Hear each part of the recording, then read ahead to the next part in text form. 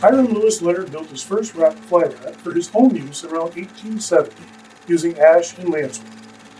According to a letter written in 1905 by Leonard, his first all bamboo rod was built around 1871, and this corresponds with his occupation being listed in the Bangor, Maine directories as both a gunsmith and fishing tackle.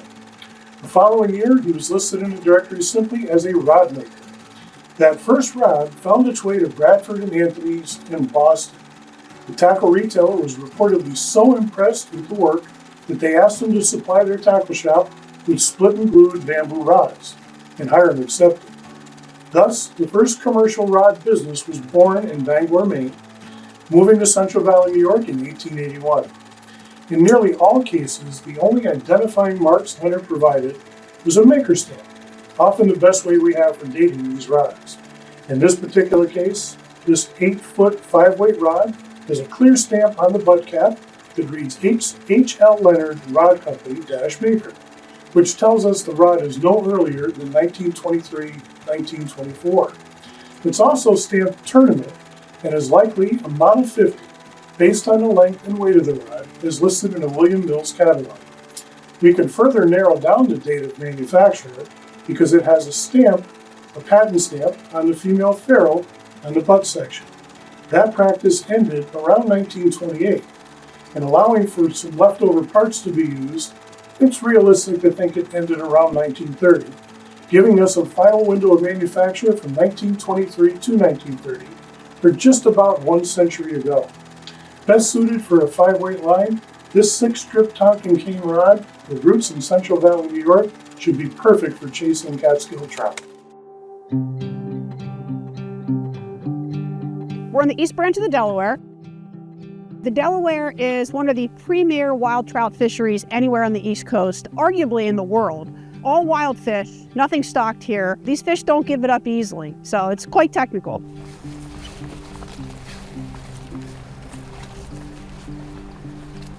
I am Anita Coulton.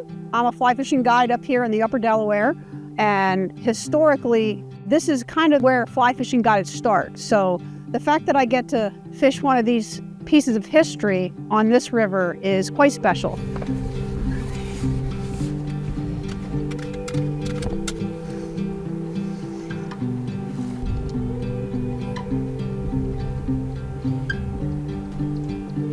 Here I have an H.L. Leonard. This is a 7.5-foot 5-weight bamboo rod. This company got started back in 1869. So when you look at how far we've come with rods today versus back then, man, oh man. What makes this unique is that the craftsmanship that went into it, the color of the rod, the finish of the rod, just spectacular. This rod started out, H.L. Leonard started out with a 4-strip bamboo and then gradually went to a 6-strip, and it is just a thing to behold. It is beautiful.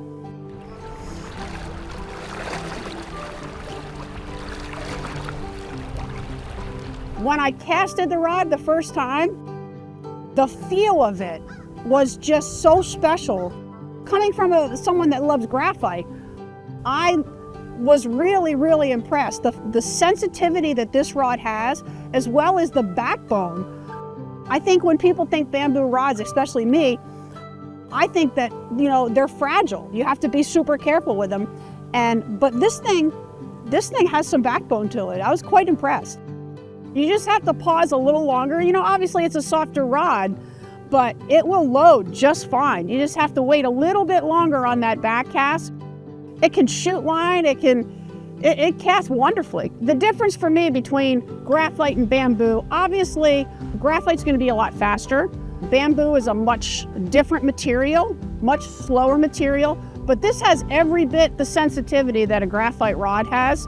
What a joy to cast. Catching a fish on this rod, wow, you feel the sensitivity throughout the entire rod. It bends all the way down to the handle. And additionally, when you catch a fish on this rod, you feel every head shake, every turn. It's just incredible. The sensitivity is just unmatched. I want to give a special thanks to the American Museum of Fly Fishing for the opportunity to fish this rod and this piece of history. Without you guys, this wouldn't have happened, and I'm eternally grateful to be able to cast this and fish this rod today. So thank you.